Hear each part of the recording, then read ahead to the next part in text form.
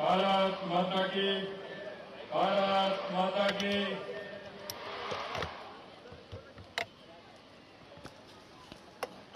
प्रिय प्रदेशवासियों, 78वें स्वतंत्रता दिवस की आप सभी को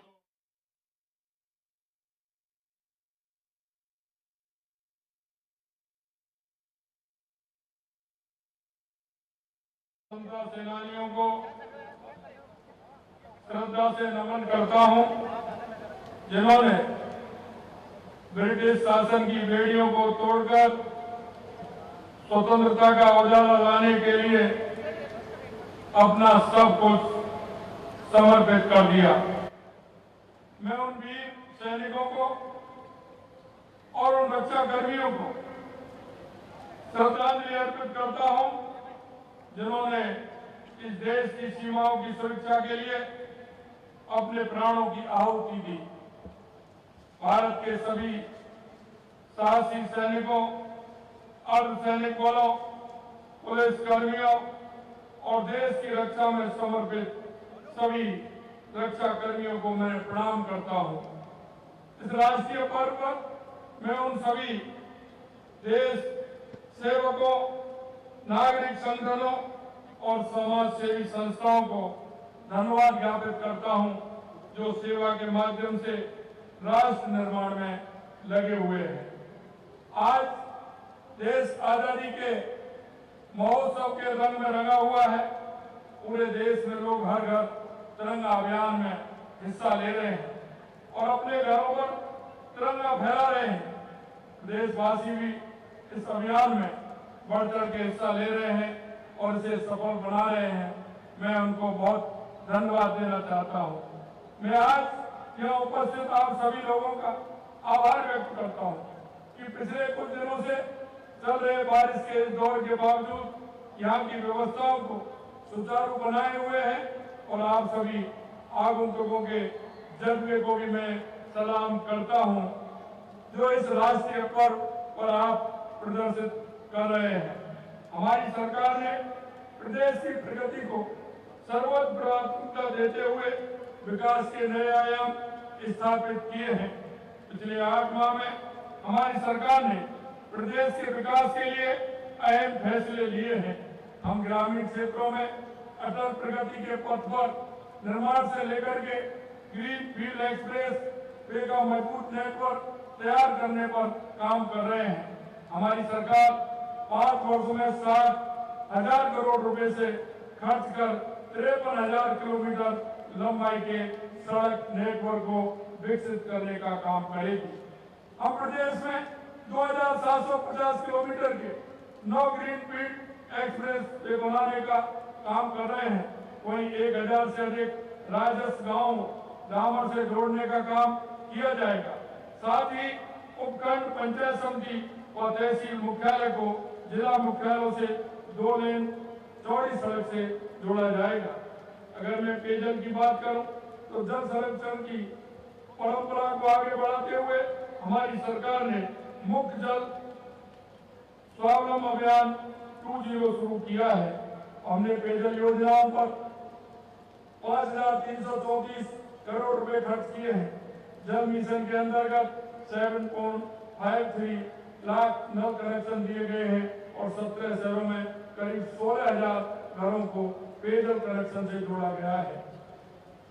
आने वाले समय में जल मिशन में लगभग 20,370 करोड़ रुपए की लागत से 6 बृहद पेयजल परियोजनाओं का कार्य किया जाएगा। इस वर्ष 15,000 करोड़ रुपए कर 25 लाख ग्रामीण घरों में नल से जल पहुंचाने का लक्ष्य रखकर कार्रवाई की जा रही है। अमृत 2.0 योजना में 183 शहरी क्षेत्रों में पेयजल व्यवस्था में सुधार हेतु 2 वर्ष में लगभग 5,180 करोड़ रुपए के कार्य किए जाएंगे।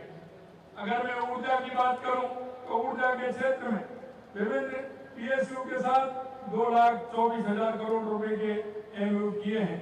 इनमें से 4 परियोजनाओं को धरातल पर उतारने के लिए कैबिनेट की मंजूरी भी प्रदान कर दी गई है। सौर ऊर्जा के क्षेत्र में राजस्थान में असीम संभावना है। इस बात को ध्यान में रखते हुए हमारी सरकार द्वारा पीएम सूर्यघर मुफ्त बिजली योजना के अंतर्गत प्रत्येक जिले में आदर्श सौर ग्राम स्थापित करने जा रही है।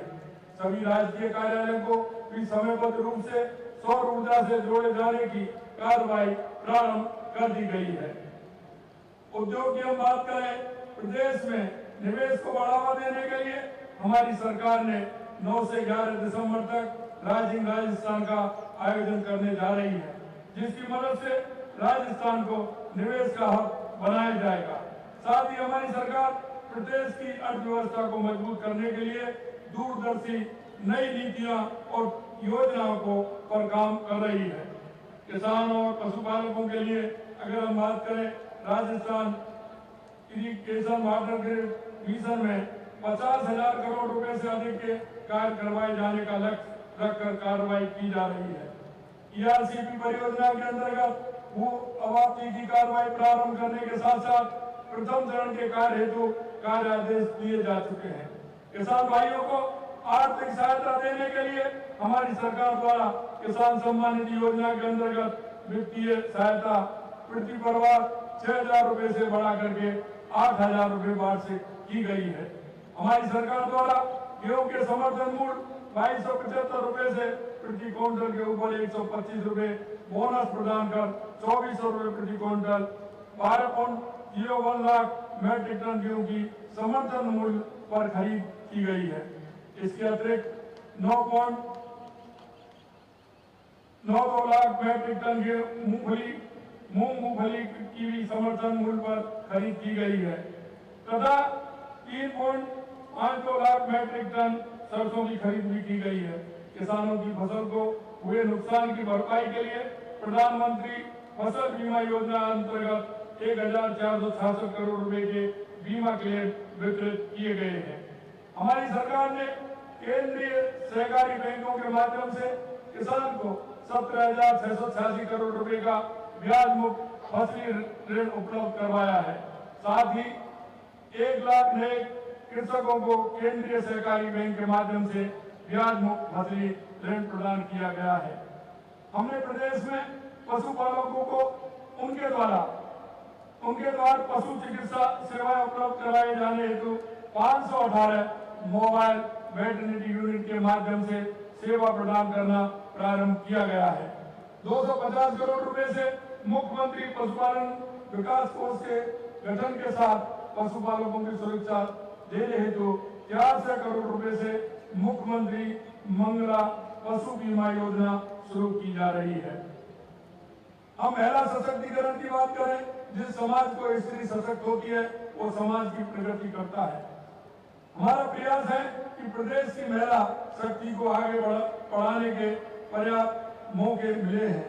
मैं प्रधानमंत्री मातृवंदना योजना में गर्भवती व धात्री महिलाओं को दी जाने वाली राशि 5,000 से बढ़ाकर 6,500 रुपए की गई है।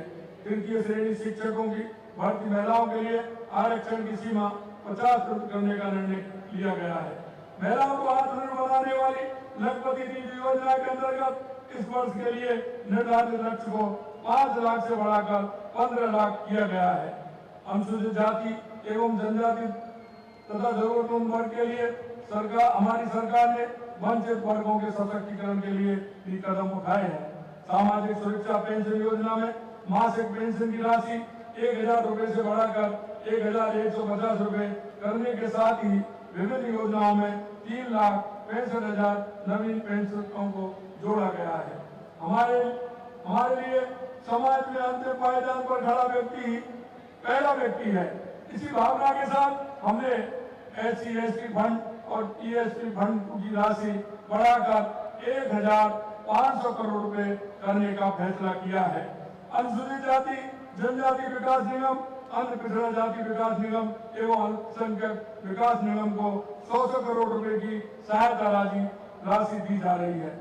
10,000 से अधिक जनसंख्या वाले गांव में वंचित वर्ग की आबादी के लिए आधारभूत संरचना के विकास हेतु बाबा साहब अम्बेडकर आदर्श विकास योजना प्रारंभ की जा रही है। अनुसूचित जाति क्षेत्र के जनजाति के परिवारों का समग्र विकास करने के लिए गोविंद गुरु जनजातीय विकास योजना शुरू की जा रही है। हमारी सरकार वृद्ध एवं असहाय व्यक्तियों की देखभाल, संरक्षण एवं पुनर्वास के लिए संभाग स्तर पर स्वयं सिद्ध आश्रम खोलने जा रही है। यशस्वी प्रधानमंत्री श्री नरेंद्र मोदी जी द्वारा शुरू की गई पीएम स्वनिधि योजना से प्रेरणा लेते हुए हम शहरी क्षेत्रों, कस्बों, स्ट्रीट वेंडरों के साथ ही अन्य जरूरतमंद एवं असहाय परिवारों के लिए हम मुख्यमंत्री स्वनिधि शुरू करने जा रहे हैं। साथ ही पाक विस्थापितों को आवास हेतु 1 लाख रुपए प्रति परिवार की सहायता भी हमारी सरकार देने जा रही है। प्रदेश के युवाओं को न्याय दिलवाने और पेपर लीक मामलों की त्वरित जांच एवं दोषियों के खिलाफ सख्त कार्रवाई करने के लिए गठित स्पेशल इन्वेस्टिगेशन टीम द्वारा 50 FIR दर्ज कर 157 को गिरफ्तार किया गया है। प्रदेश के युवाओं के लिए रोजगार की व्यवस्था करने के लिए हमारी सरकार द्वारा 22,817 पदों पर नियुक्ति दे दी गई है। 35,000 पदों के लिए विज्ञापन जारी हो चुके हैं। 12,145 के लिए परीक्षा आयोजित की जा चुकी है तथा 6,000 पदों के विज्ञापन शीघ्र जारी किए जा रहे हैं। हम देश की सेवा करने वाले अग्निवीरों को भी प्रदेश की विभिन्न योजनाओं में अवसर प्रदान करने जा रहे हैं। हमारी सरकार फेडरल घोषित किए जाने पर शहीद अग्निवीर के आश्रितों को भी कारगिल पैकेज के तहत दी जाने वाली सुविधाएं देगी। अग्निवीर के स्थायी विकलांग होने की स्थिति में भी सरकार कारगिल पैकेज जैसी सुविधाएं देगी।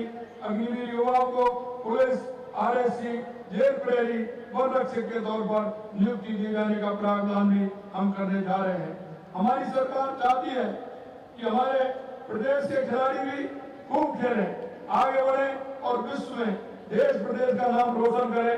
खिलाड़ियों को ओलंपिक और दूसरे अंतर्राष्ट्रीय प्रतियोगिताओं के लिए तैयार करने के मकसद से मिशन ओलंपिक शुरू किया जा रहा है तथा एक जिला एक खेल योजना प्रारंभ करने के साथ चिन्हित खेलों के लिए अकादमी की स्थापना की कार्रवाई की जा रही है। संभाग स्तर पर स्पोर्ट्स कॉलेज खोलने तथा खेलों और राजस्थान यूथ गेम्स का आयोजन करने की कार्रवाई की जा रही है। हमारी सरकार नई खेल नीति लाने के साथ राजस्थान खेल आधुनिकीकरण मिशन की स्थापना करने जा रही है। साथ ही कोच और स्पोर्ट्स स्पेशलिस्ट तैयार करने के लिए महाराणा प्रताप स्पोर्ट्स यूनिवर्सिटी स्थापित करने का निर्णय लिया गया है।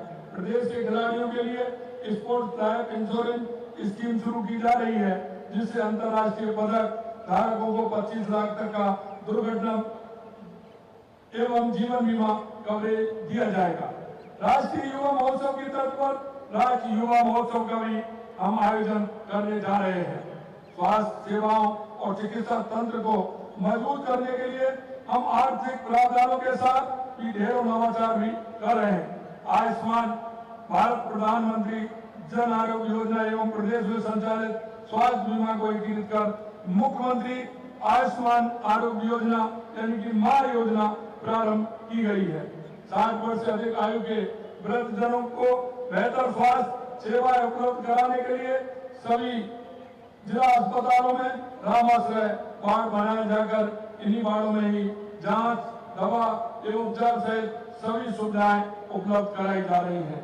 प्रदेश में चिकित्सा सेवाओं के विस्तार और आधारभूत ढांचे को विकास को प्राथमिकता पर रखते हुए हम इस वर्ष बजट का 1.26% हिस्सा स्वास्थ्य क्षेत्र के खर्च करने जा रहे हैं। गर्भवती महिलाओं को प्रसव पूर्व जांच के साथ बेहतर चिकित्सा उपलब्ध करवाने के लिए मुख्यमंत्री आयुष्मान आरोग्य मां वाउचर योजना शीघ्र शुरू की जा रही है। प्रत्येक विधानसभा क्षेत्र में आयुष्मान मॉडल CSC स्थापित करने के साथ मुख्यमंत्री आयुष्मान आरोग्य मां हेल्थ इंफ्रास्ट्रक्चर शुरू किया जा रहा है, जिसके तहत 15,000 करोड़ रुपए के कार्य करवाए जाएंगे। प्रदेशवासियों का स्वास्थ्य परीक्षण की हेल्थ रिकॉर्ड बनाए जाने की कार्रवाई की जा रही है, जिससे प्रदेशवासियों को बेहतर चिकित्सा परामर्श मिल सकेगा और स्वास्थ्य के क्षेत्र में शोध कार्य लिए भी डेटा उपलब्ध हो सकेगा। हमारी सरकार स्कूलों से लेकर के कॉलेज तक शिक्षा के क्षेत्र में आमूल सुधार लाने के लिए कार्य कर रही है। इसके लिए आने वाले 2 वर्ष उनमें 20 ITI एवं 10 पॉलिटेक्निक महाविद्यालय खोले जाएंगे। साथ ही लगभग 300 करोड़ रुपए से Bharatpur, Bikaner, Ajmer, Rajasthan institute of technology बनाए जा रहे हैं। संभाग स्तर पर चरणबद्ध रूप से आदर्श विद्यालय स्थापित किए जा रहे हैं। महिला शिक्षा पर भी हमारी सरकार प्राथमिकता के साथ काम कर रही है। इस हेतु सह शिक्षा के राजकीय महाविद्यालयों में प्रवेश में कुल स्वीकृत सीटों में से 30% सीटें महिलाओं के लिए भी आरक्षित की गई हैं। जरूरतमंद वर्ग के बच्चों को आर्थिक संबल देने के लिए राजकीय महाविद्यालय में राजकीय निधि कोष में लिए जाने वाला शुल्क माफ किए जाने हेतु आदेश जारी किए गए हैं।